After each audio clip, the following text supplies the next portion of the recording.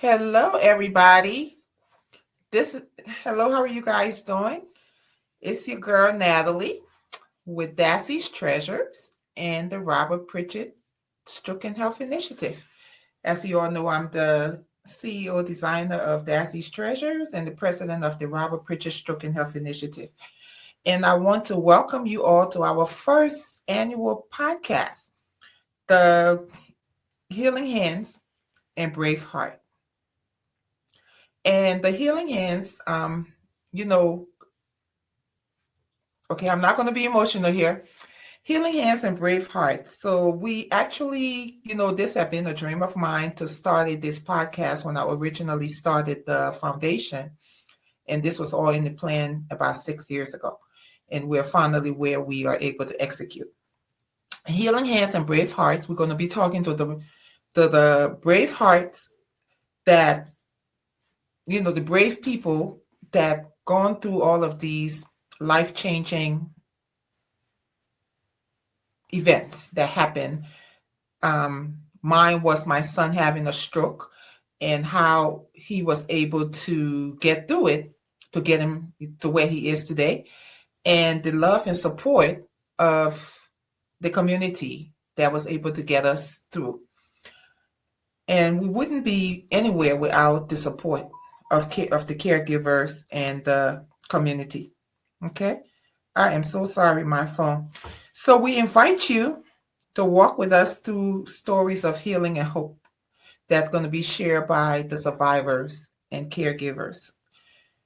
The survivors who survived and the caregivers, as myself, who were able to help them through their journey. Together, we're going to shine a light on strength, faith, and resilience, and basically talk about what we go through, the challenging moments that we're going through to get where we are. So I ask you to share, subscribe, and share, and be a part of this moment that we're getting ready to go through as we educate, empower. And because when we do that, that's when healing happens and hearts connect. So with that being said, enough being said about, myself.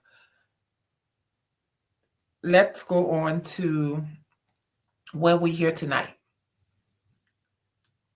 or today. Y'all have to bear with me. Y'all know this is my first one. So today we're here to just have a conversation for us to be able to bring the light and just to love on each other and support the caregivers, the survivors, families that going through what they're going through, and just to be a light for them. So we welcome you to join us here today as we walk through this journey of healing hands and brave hearts.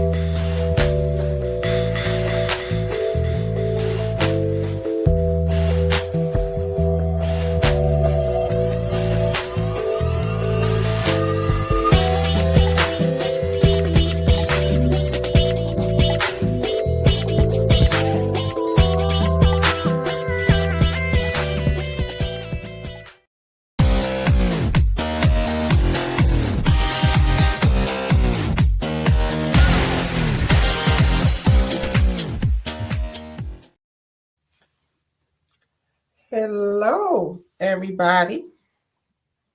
Welcome, welcome, welcome.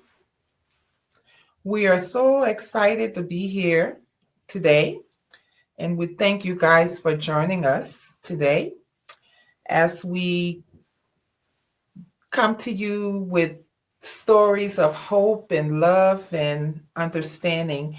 Today, we are so blessed to have with us an amazing woman in our community. She's a doctor, she's a wife, she's a caregiver, and I'm going to be introducing you all to her soon. But first of all, I would like to wish my mother a happy birthday today. We decided to go ahead and launch the podcast on her birthday. Today, she's 78 years young, still living her best life and doing what it is that she do. I'm so grateful to her and so happy that she's my mommy. Of course, Daisy's Treasure will form in support of her and all the amazing things that she do for me and my sister and all her extended children. We just, mommy, we want to say happy birthday and we love you and we pray that God continue blessing and blessing and blessing upon you. Thank you for being an amazing mother and praying for me. And I love you and I love you and I love you. Happy, happy birthday. We're going to be celebrating her birthday today. I decided to go ahead and lunch today because it's my mommy birthday. And you all know she's my favorite girl. So we are ready to get started. I am so grateful and blessed to have here tonight. We are beyond excited to welcome our very first guest. When I was thinking about who I would bring on as my first guest for this podcast, and she came to mind. She was the first person, the only person actually that came to my mind that I thought that I would bring on for us to get to know her and to, just to get to know her and to see how she get to do everything that she do. Dr. Somo Hubbard-Barsir. She's a devoted mother, accomplished doctor, compassionate caregiver. Dr. Hubbard served as the head of the Department of Community Health Clinical Program and Research Unit.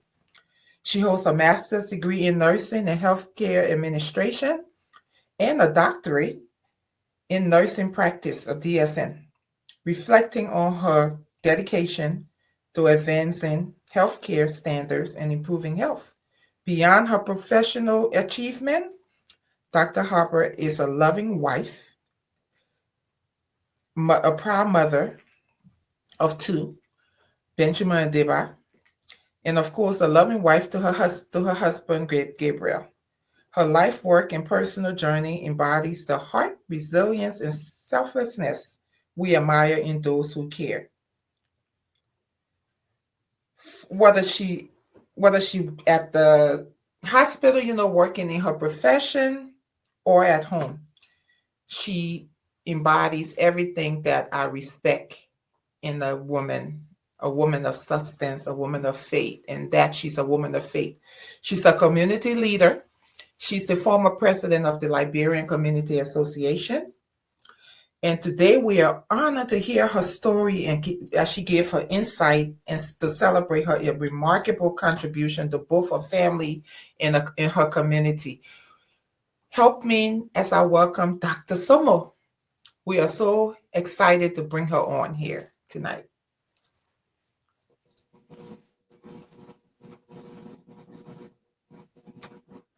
Hi, Doctor. Hello, sis. Hi, sis. How are you, Natalie? How are you? How are you? I am doing amazing. Thank you so much for being here today. I am so excited and grateful that you were able to take the time to come on with me here today. This has been in the works. It's funny that when I started, Congratulations. You have gotten there. thank you, thank you. When I started 6 years ago, this was my whole plan that I was going to be able to bring people on. We're going to talk, we're going to have conversation and get to know each other and talk about, just loving on and encouraging each other. Because, us as caregivers, we have to be out here caring for our loved ones. And how do we support each other? So that was one of the, that was one of the main ideas that I had for my platform. So I'm so grateful that God have positioned me now to be able to present it. And for you to be my first guest, because I admire you so much. In our community, I watch you and your family.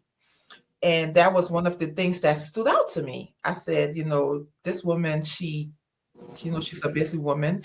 She's your profession, leading the community health department, the Department of Community Health and Clinical Research program. And then, being a wife.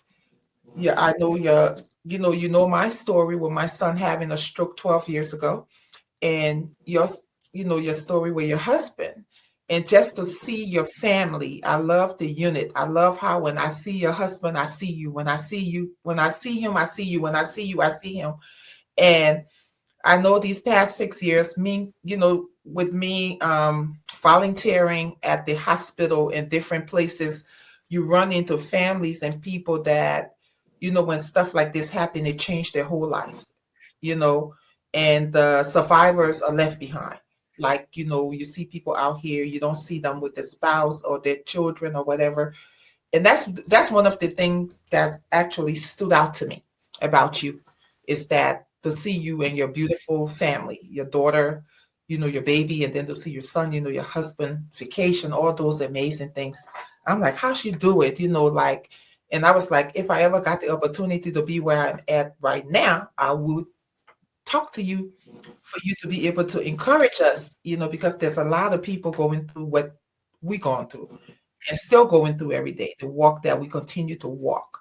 So I just wanted to give you the opportunity to come on and just to, have a little conversation to see, how you doing it and how you, all these years, what, how you got to be, your success, you're a successful woman in your profession and being a mom, a wife, a caregiver. And that work, caregiver, my first question to you is, what changes of improvement would you like to see in our community health and caregiving support? Well, I want to say thank you for asking me to be the first guest on the program. And I want to say congratulations again for a great milestone in your achievement to get this far, something that you have worked on for 6 years and you have been successful to accomplish it. I want to say congratulations again. Thank you. Today is it's amazing. I'm your first guest. And we launched on your mother's birthday. And today is my oldest son's birthday. Wow. My son turned 29 today. Wow. Happy Yes, birthday to Benjamin, I him. want to say happy birthday to him. His name is Yeah. Benjamin. We call him BJ, affectionately BJ. And I just want to say God is great. And happy birthday to your mother, too. So both Thank of them you. were born the same day. Oh, Yeah. what a blessing. What a blessing. And I'm so grateful for that child because that child is a miracle child of mine. The doctor told me I couldn't have children. I Wow. have fibroids, and the fibroids are embedded in my uterus, and there was no way I could carry a child.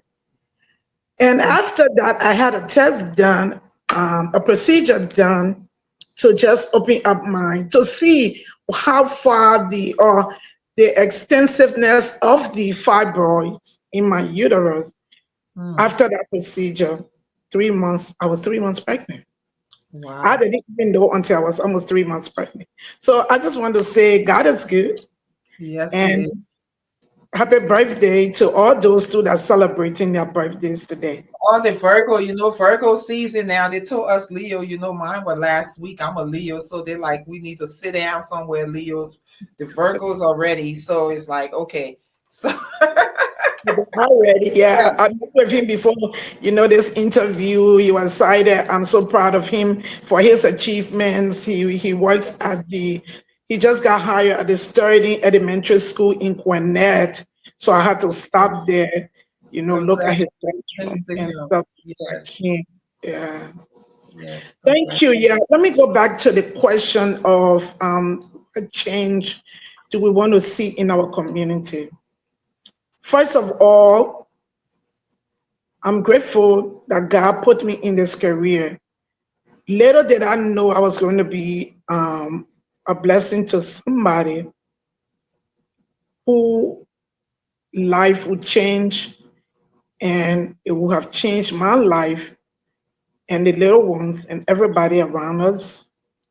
Mm-hmm. When my husband got sick, um, the only thing that came to my mind was, what would I do? That's when faith kicks in. Oh yeah. I'm used to caring for people. I've never taken care of family members, to be so involved in their care because none of my family members have been that ill until my husband got ill.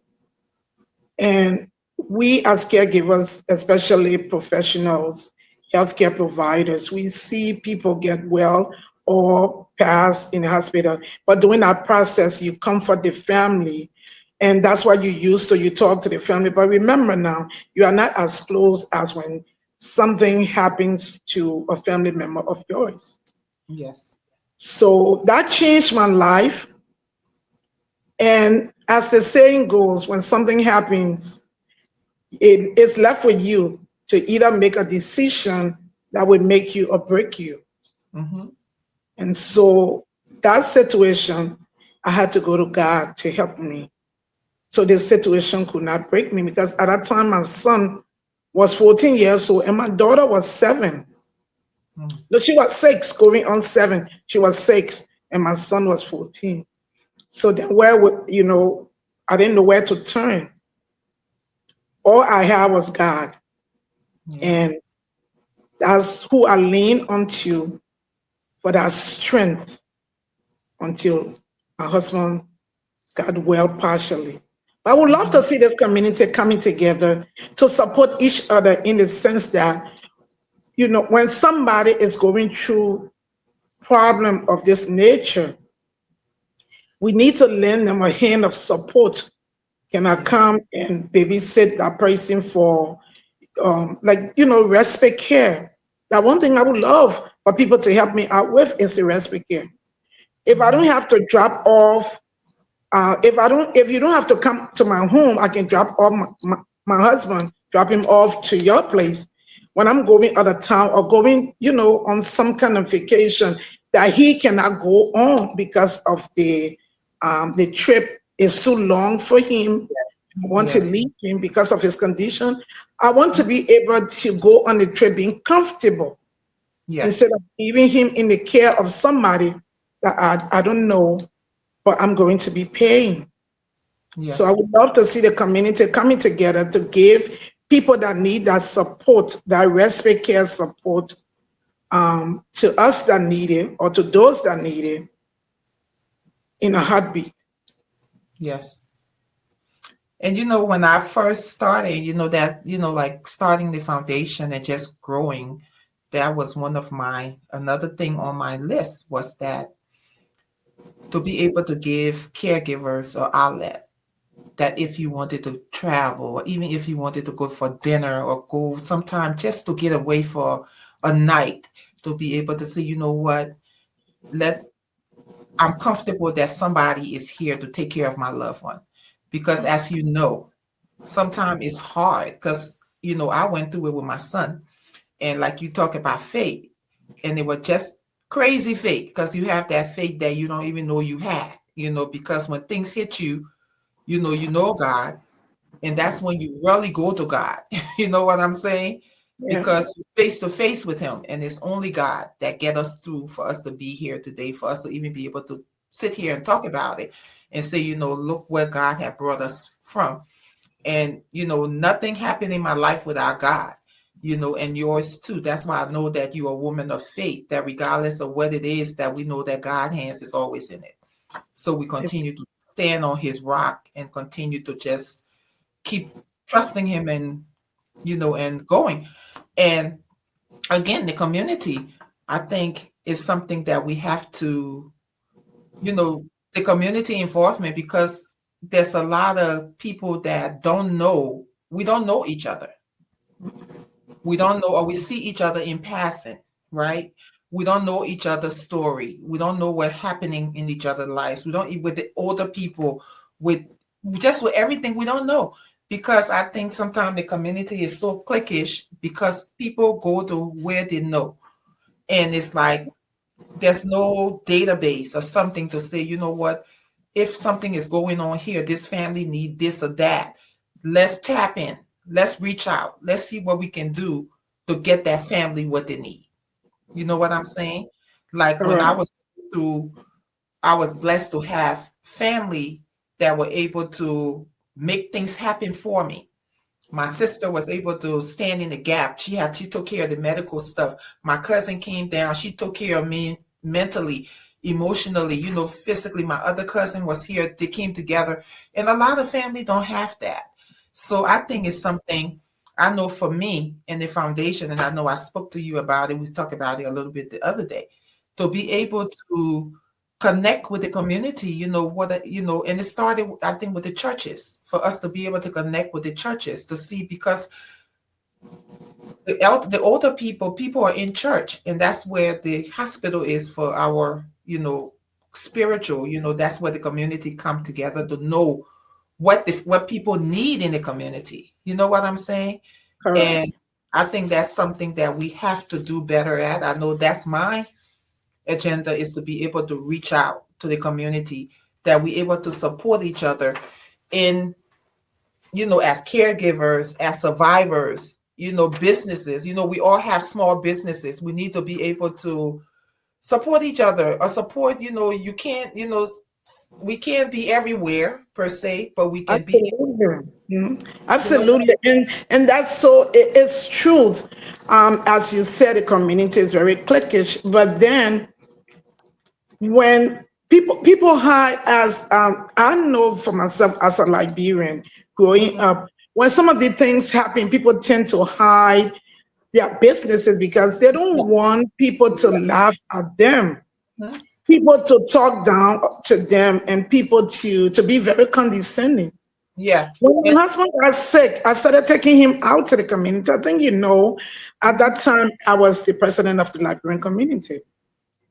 Before I became the president of the Liberian community, he got sick. And when I became the president of the Liberian community, in fact, when I was running to be elected in that position, I had some backlash from people in the community telling me to go and sit down and take care of my sick husband instead of going to run as a community leader. And my husband's sick, I want to leave him and run to be a leader. Am I able to handle it? And I think I proved to them beyond reasonable doubts that you that could. I could handle that. I could handle the job. I could handle my family, and I could handle the community. I Yes. think I did extremely well with that. Not patting myself on the back, but I think the community saw, and that's what made the community to gravitate towards my administration more, because people were amazed by what was going on. People were amazed by how I carry myself and the things that I was doing for the community. Even during the COVID-19, I had a team that, me and my team deliver food to the elderly at their homes. We made sure we reach out to them. We knock on doors. And why am I saying this? I'm saying it to say that that's what the community needed at the time. And that's what was given to Yes. them. So it's the same thing with the Yes. caregiving. If we know that you need something or people need help, there's people in the community. I can name a couple of them offhands that will be willing to assist without any doubt. But Yes. we are so secretive, and we talk about confidentiality. But we go beyond that. Mhm. Confidentiality, if you don't want to expose your private thing, that's fine. But if you see that you need help and you have a family member or even you yourself not well and you need help, I think the best thing to do is to reach out to your community. Yes, And there will be yes. community members will be there to help instead of hiding. And then at the end of the day, when you get worse before you want to come out.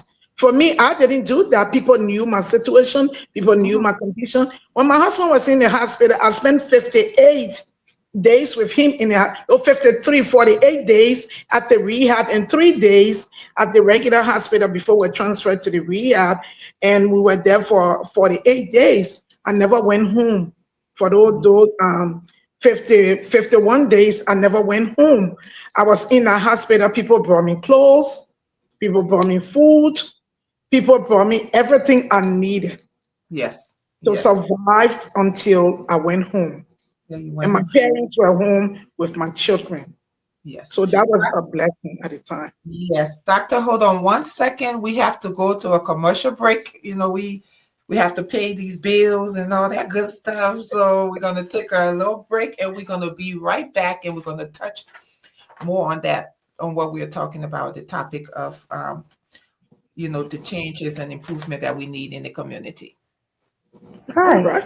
I'll be I'm right here Natalie waiting. Pritchard, and here at the Robert A. Pritchard Stroke Heart Initiative, we are dedicated to making a real impact in healthcare. Right now, we are on a mission to provide much-needed medical supplies to the Arlington Health Clinic because everyone deserves quality care no matter where they are. But we can't do it alone. With your support, we can equip the clinic with the essential tools they need to save lives and improve health care in the community. Join us in making a difference. Donate today and help us bring hope and healing to those in need.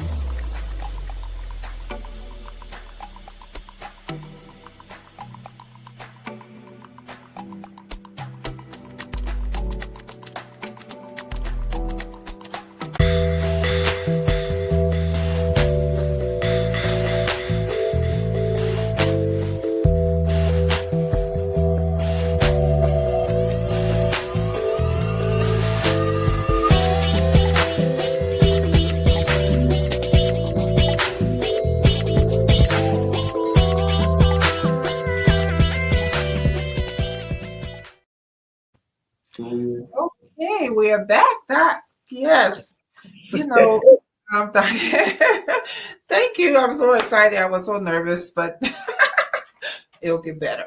But Doc, when we're talking about the community, that's a topic that we could stay on. Um, that's one of the objective of the foundation going in is for us to build community support. It's for us to start to go into the community more and into the churches for us to connect, to let people know you're not alone. And like you said, the secret, sometimes things happen, people don't want to share it. And a lot of times too, people don't know.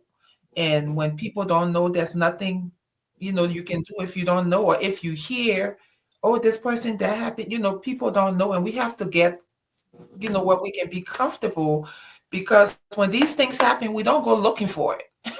You know what I'm No. saying? We are Yeah. not looking for it. Like, my son was a healthy 22-year-old athlete that basically it just happened. And it was through support because everything was so public. He was all over the place on the news. This person was calling me, that person was calling me. So support was coming in, from strangers, when, that's what, my mom always say, an empty mouth would never get fed. And No. a lot of the time, I mean, a closed mouth would never get fed. And a lot of times we don't talk to say what it is that we need.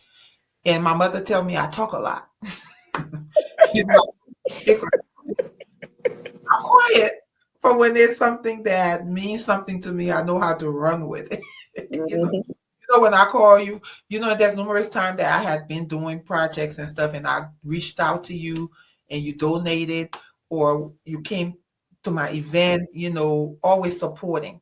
You know, and that's something that I admire about you because I see how you love your community. I see how much you pour into your community. I see your work that you do with your church family. I see, the type of mother you are. And those are some of the things that stood out to me about you. I didn't know you personally. I know people that, know you. And I was like, you know what? I need to talk to her. Do you think she would talk to me? Whatever. But, it's, you're in a profession of taking care of people, and your wife, your mom, you know, mother in the church, you people love you, and I watch you and I see how much your family loves you, your church family, and I see how you support them. So, and when we're dealing, when we're walking, a lot of the time we miss the blessing because you're a woman of grace. You walk in that grace, that God grace on your life, that you're able to go out there and do things that you do. Amen. Because if you did, we're all, this Liberian song said, "The grace you carry is not my mate," right? That song. Yes. I've So, heard it. I've heard it. and it's not a bad thing, because we all have our own grace. Yes. God give us all these special grace that we can go. You kind of like my mom, like y'all can be everywhere taking care of everybody, like mommy, I call her the community mother, everybody, if there's it's something you call her, she gonna be there, no matter what time of the night. And that's something that in the community that I see with my mother and her friends and her sisters, because her friends are women that been in my life since I was for 50 years. They've been friends forever. And they have this bond that regardless of what happened, they never break. You know what I'm saying? Mhm. And to see that, like they can go up, down, whatever, and they never depart from each other. So when things are going on in their lives and their circle and stuff, they're there. It's like it's like one for all for one, one for all. You down, I'm picking you up. We're all in this army together. You know, so and that's what I thrive to do, is to be able to just to be a blessing for people. And sometimes, it's of course it's difficult at times, you get a little discouraged, but when you see the blessing and you see how God continue to grace us and the blessing continue to come, because I am such a blessed woman. It's like there's nothing I have that I don't give. Like my mom is like I'm like my grandmother, and I'm like my mom, because that's how I was raised. And then I think I know when I went through the experience with my son, it took me on a whole different level of giving, because Correct. people don't understand until they go through something. Yes. So you're going to either sympathize and be like, oh, whatever, you're going to emphasize with people. And I know us as caregivers, we emphasize on a different level because of what we've been through. You know, Exactly. Yes. Everybody walk is different. You know what I'm saying? Do that seem that Yes. way to you? It, Yes. it does. It does. You know, when something happens to you, you tend to look at life in a whole different view. Hmm. Life has two views. It have the other view and the focus view. And when something happens, something traumatic happens to you, it takes a whole different level in your life. Hmm. You tend to look at life, if you're somebody who is very cautious and spiritual, you tend to look at it from the spiritual aspect, and you tend to look at it too from the physical aspect. When Yeah. this happened to our family, my husband had a stroke at the age of 47. Mm. That was 15 years ago. Wow. Um, that he was 47, yeah. And that kind of changed our lives. Yes. My 6-year-old phoned him. At that time, I used to work night shift in the ED, and I went to work. We were traveling the next morning for my parents were in a prayer group, and they were having their convention. So I told him, okay, I will just work until 3 o'clock, come home and sleep instead of working the 12 hours. And in the morning, when we're driving, I can help you drive. And he said, oh no, I don't like your driving. He always used to tell me he didn't like my driving because I don't drive good. I'm like, oh, whatever you say, okay, you will be that we talking until Yeah. we get there. When I got in the parking lot that morning after work, and I clocked out, and I went to the parking lot. I used to turn off my phone because I didn't want disruption when I'm at work, all the traumas coming in, critical people, then people calling me and I have to be distracted. So I used to turn off my phone. So when I got to the parking lot and I turned on my phone, I saw the different calls and I saw my son had called me like over 3, 4 times. I'm wondering like, why would a child be up at this time calling? So I called hurriedly, and when I called back, that's when he told me, he said, Dad is not well. He cannot talk, he cannot walk. Mm. And we are bringing the paramedics are here. We called 911 and they said they would take him to your hospital. So I said, let me talk to them. That's when I got this sense that my husband had a stroke and they were taking him to the nearest hospital. Or they thought I was working at the nearest hospital because I used to work there before. I wanted the hospital right by us, but then I had left and went to Emory. So I asked them to take him, the paramedics to take him to Emory. And they said, no, he had a stroke and we are taking him to the nearest hospital. I work at Emory and I felt that was my family too. So if they, take him to where I worked, he would be better cared for because I would be there. That's my family. That's my work family. And Yes. I didn't want him anywhere else. So they asked me, they told me they resisted. And I've afforded them to on the phone. Like, no, yeah, we bring him to me. Yeah, we bring him here. And then they say, if anything happens, it's on you. I say, yes, I'm giving a verbal consent on the phone. Bring him over. And by the time he got there, all my family members, well, me, my white family, because when I went back to the emergency room, they said, but we tell you left. And I explained to them why it happened. They got a room ready. Everybody was on their toes, ready to receive my husband. And when he got there, there was no delay in his care. I Yes. was right there. I was with him to CT, everything that was being done. But the amazing part about it, when he got there, there was no changes in his face. Like there was no facial droop Mm. right in front of me. When I was looking at my husband, I held his hand and trying to, talk to him. My my husband experienced a facial droop. His whole face changed in front of me. That Mm. was so amazing. And I wanted to break down right away because this man that I have known have changed in front of me in a Mm. second. So I was so scared and nervous. I didn't want him to know. So my coworkers noticed and they asked me to leave the room, and I said no. He has never been sick before. I can leave him. And he kept, murmuring, trying to let me not leave the room.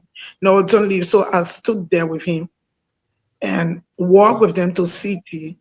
When I got to CT, one of them had already told the staff in CT to not allow me into the room, try to discourage me. And they said, oh, you don't need to come in, just sit outside and, just to give me a break because I Yeah. was with him the whole time when everything was being done. He was out of the window because when they called 911, my son was trying to reach me.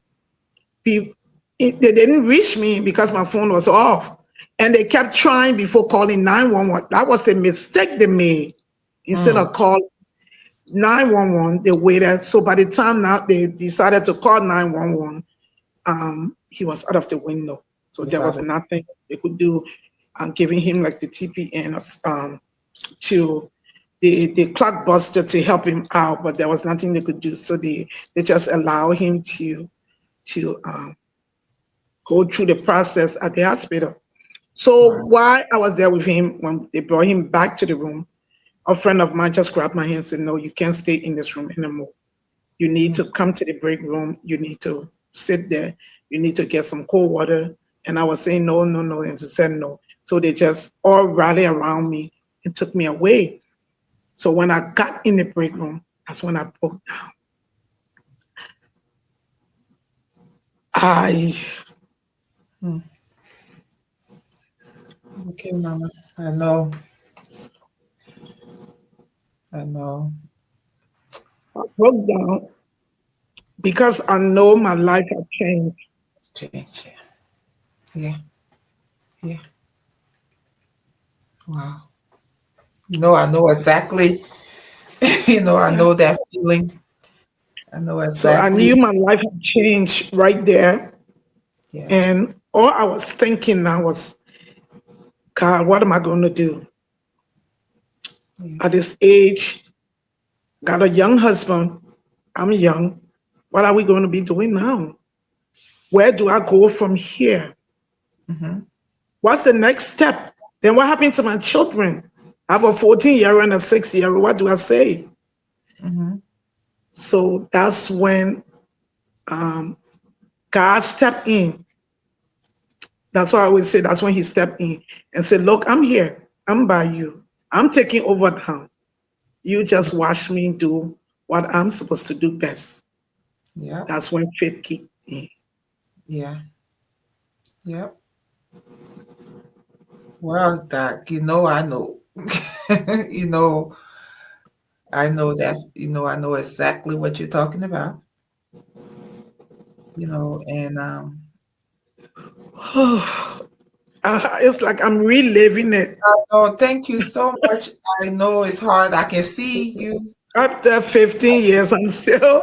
Wow. I didn't think I was going to be emotional. I thought I've gotten to the I know point I can explain this story that and not story. break down. But It's I'm okay. grateful to God for Yeah. the family, the church family that I have Mm-hmm. now, the ICF, my ICF church family, Yes, which are definitely. very encouraging. Yes. Yes. They support me in everything, the voice of encouragement. And I tell you, the break that we just had, the interruption that we just had, was Mm-hmm. our mother from the church calling to check on me. I saw her name, yeah, Mother Euphemia Massacre, calling to check on me to, yeah, just to see how I'm doing because today is my son's birthday and they Yeah. know. So they're calling, they reach out to the kids. My daughter Yes. on campus, my daughter is at Howard, and they Yes. call the women in the church call and check on all her aunties. Will call the uncles, our Reverend Master. He calls me all the time. So now when he calls me, I say, Reverend, I'm okay. What happened? Didn't you hear my voice online this morning? He said, oh, yes, I did. Dr. Somo, but I just want to call you and check on you. And I will Oh, be laughing. I said, oh, my Reverend, I'm yes. okay. I'm Yeah. fine. And Mm. so they are so supportive. That Yes.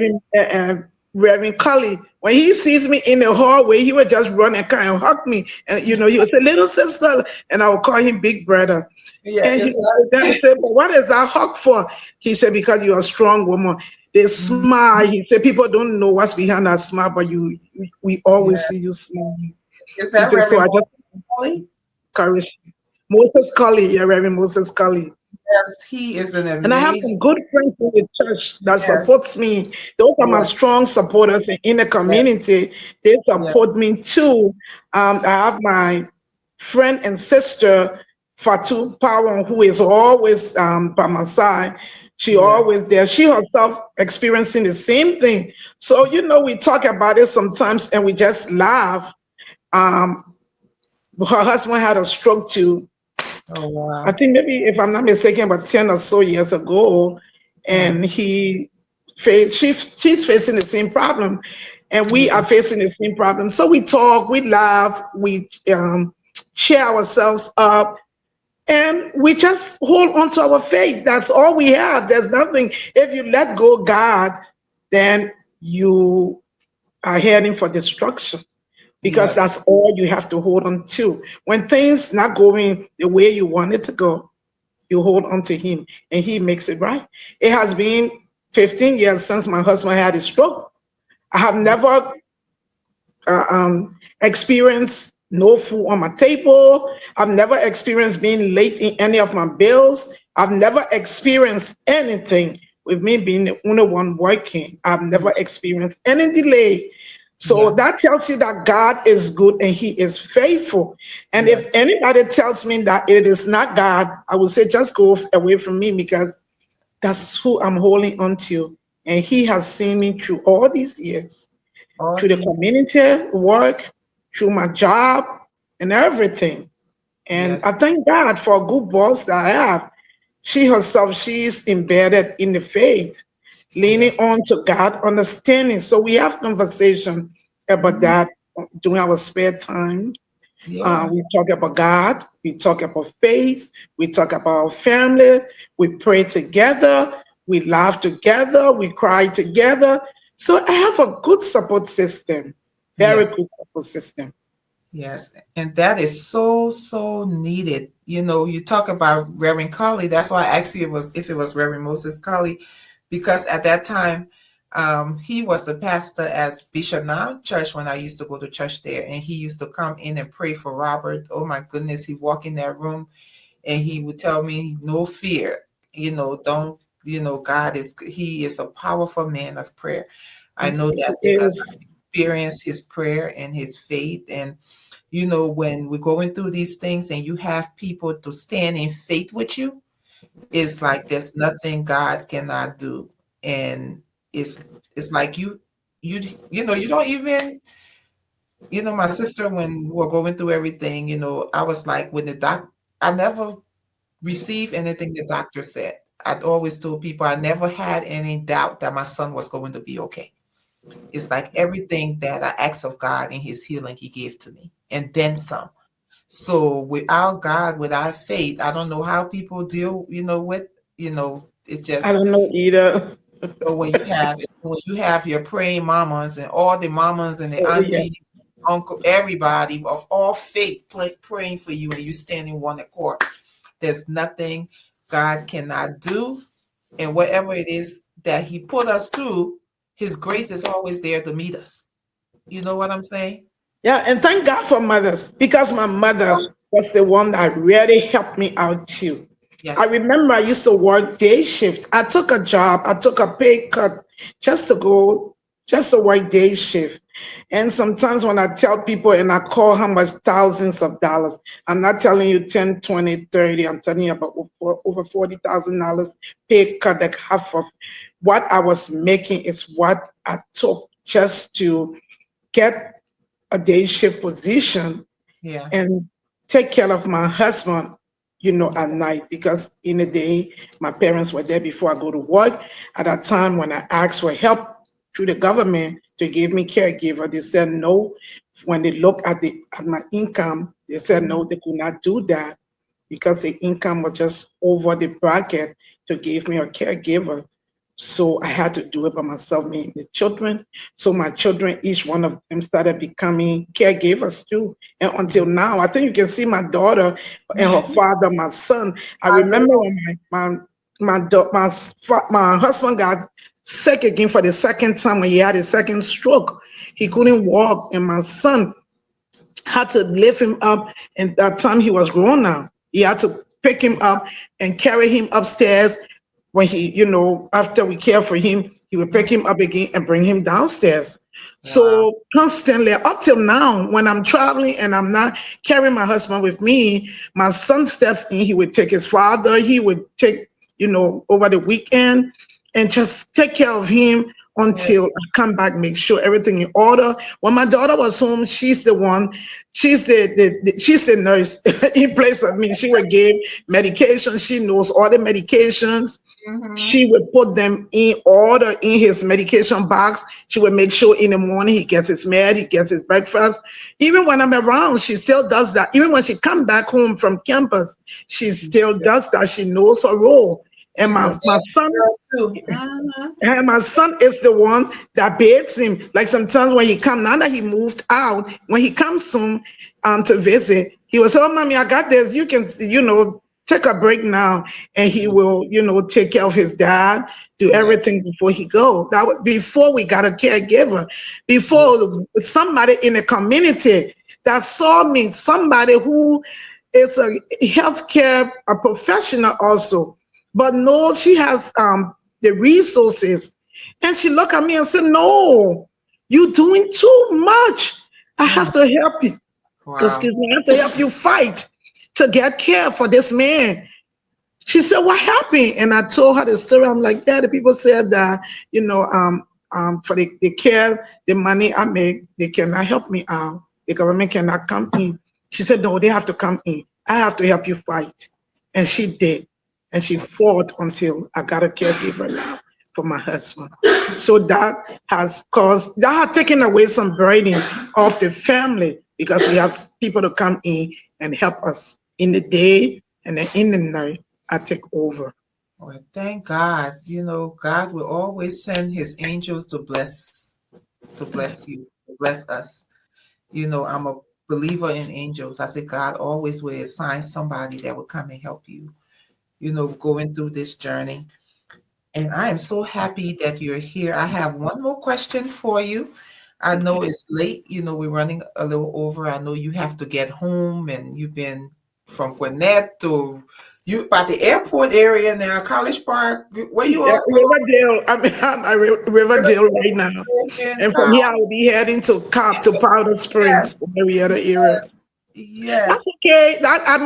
Look, that's coming. When you're in a community, you have to be prepared for things. I And think as a healthcare professional, I have to be on their light because I don't know. It's the same thing when people call me and say, I need you to help me out, or my car broke down. I need to be there to help them out. They yes, call me. Yeah, I can't say go take Uber because I don't know what's in their pocket. yeah, So they knew that they didn't have the money to take Uber. That's why they call me. So then I have to be there. So it's the community service that we still give because when I need help and I mhm, call you, I'm expecting you to be there. You trust yes, me. That's why you call me. So I should yes, be at your service. That's yes, that's my philosophy in life. What you yes, do for me, it goes back to you. yeah. That you do for That me, and I is, do it back. I it's give just back to you. it's just in your DNA. It's just you do it effortlessly. And like I said, that was one of the things that I, you know, watching from afar, just always seeing you being there. And I know when I reach out to you with my different things I be doing, you always there, and I appreciate you for that. And it is so important. I really, really appreciate you for that. I just want you to know you've been a blessing to me, to my cause, with what it is that I'm doing. I'm just in the ocean swimming, I'm just figuring it out. We here, we there, we all over the Trust me, place. you won't be in the ocean anymore because I would be like the town crier for you. I know people that need help. I have friends that needs help, and we have talked about it. The other time I called Hmm. couple of them and I say, you know what, you have husband that have an issue, you have child that have an issue. I think we need to start this little circle that will help us to give relief to each other. If I'm going out of town, I can Hmm. leave my husband with you because Yeah, I know you're a church sister or community sister to me. And the same thing, you can do yeah, the same thing. You can bring your family member to me. There was somebody that was sick in the community, and this guy was on hospice. mm, I used to go and sleep with the wife. yeah, People in the community don't know, but I slept with the wife a couple of times before he died. I yeah. went there, and in the morning, just sitting there talking to her, That's the having a beauty. conversation. That was a relief. I just go in the night. I said, okay, I would come around 9 or 10 o'clock, and I would be there 9, 10 o'clock. And during the night, she and myself, we help turn her husband, over. We, clean him and do what we need to do. And then we just sit down and talk, and I encourage Yes, her until he yes, passed. I mean, yes. those are things that people need. She So didn't important. need me to give her money. She just needed me Yeah. to be there to help So, her, to listen to her story. She told me stories about him, how he was nice to her. She showed me her clothes. She showed me different things about him and just telling me things that I didn't know about him, but she wanted to share. And I was just there until I yeah. slept there for a couple of days and then Hmm. he passed. And my Yes, job was over after that. yes. And thank you so much. This have been, I had all these questions, but like we cover everything on this one question that was just so wide open. And I just, like I said, I am so grateful to you for coming on. and you're going to be back again. I will be. I will be. And And trust me, I will be getting you the people you need to come on and share their stories. yes, Because we have some amazing people in the community that are caring for family members that are ill. And yes, they have been through the same trauma, and they need to share, to encourage, to inspire others out there that they are yes, not alone. That, yes, when we're taking our sick people out, or people that, are not well, but we're taking them out in the community, taking them to events, it's mhm, not that we want to prove a point. They need to get out. They yes, need to socialize, because yes, that would lead them to depression if you isolate them. So they need yes, to get out there. They need to yes, feel like they are important and they are part of the society. That's why I always get my husband out. I carry him on vacation. He didn't beg for that. He didn't yes, ask for it. If anybody wants to get sick, I don't think, in their mind, they want something critical that we, sometimes you say, oh, I just want to be sick so I can stay home, to say I called in sick from work. Those were things that we did in the past, but not to be critically ill. So nobody asks for illness. Nobody right, asks for sickness. So when yes, it happens, you get your family member out there. Don't worry about the community. Let them talk. Let them say what they want to say. For me, I don't even care. I dress him out. We get out there. We enjoy yeah, get ourselves. out there. Yes, doctor. Thank you so much for coming. Sharon Thank is in you. the back here. We're gonna do another, we're gonna bring you back on again, and we're gonna continue this amazing conversation, because we have a lot to give out there to people, to talk about, to educate. And I'm so grateful to you for coming on today. And you Thank you know, for having me. Thank you. yes, I'm and blessed to be here tonight. thankful. Yes, and I will be getting in touch with you. We're working on some amazing things that we're going to need you to be a part of. I was telling Sharon your credentials and stuff. She was like, she does it. I was like, yes. So we are going to be reaching out to you, and I know you're going to, do the best you can to be there for us. I And may will. God bless you, and blessings to you and your beautiful family. And Thank I you. love you, and I thank you for coming on. And tell your son I say happy birthday, and you have an amazing night and rest of the week. Thank you. And I love you too. Thank you for having me as the first guest. I am blessed. Everything about me is first. So Yes. that is Thank you. amazing. Thank I you. know, right? So we will be talking soon, Doc, and thank you for coming. And well, we are at the end of our show today. We went over, and thank you guys for coming on. I went over my time. I'm sorry. I am, this is the first one. So we, thank you all for being here. And please subscribe, like, and share. And we look forward to seeing you all on our next episode next month. Thank you. And good night. Hi, I'm Natalie Pritchard, and here at the Robert A. Pritchard Stroke and Heart Initiative, we are dedicated to making a real impact in healthcare. Right now, we are on a mission to provide much-needed medical supplies to the Arlington Health Clinic, because everyone deserves quality care no matter where they are. But we can't do it alone. With your support, we can equip the clinic with the essential tools they need to save lives and improve health care in the community. Join us in making a difference. Donate today and help us bring hope and healing to those in need.